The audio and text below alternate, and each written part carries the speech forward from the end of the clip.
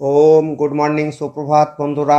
কোমরে ব্যথা বা যন্ত্রণার জন্য আজ কয়েকটা এক্সারসাইজ নিয়ে চলে এসেছি, যেটা করলে কোমরে ব্যথা বা যন্ত্রণা একদম কম হয়ে যাবে।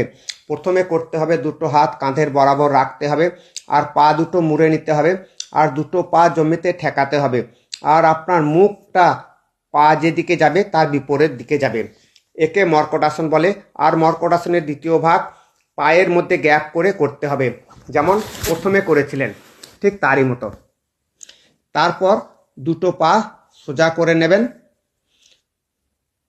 আর ডান পা তুলে বাঁ হাতে করে ধরবেন, আর কিছুটা হোল্ড করবেন, আর মুখ আপনার পা যেদিকে থাকবে তার বিপরীত দিকে থাকবে।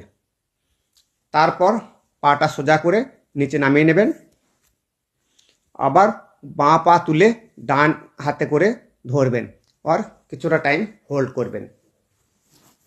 তারপরে আবার বাঁ পাটা তুলে আপনি নিচে রাখবেন।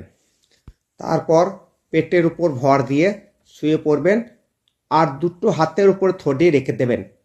আর প্রথমে একটা পা আপনি উপর নিচে করতে থাকবেন 5 বার 10 বার, এরকম করবেন।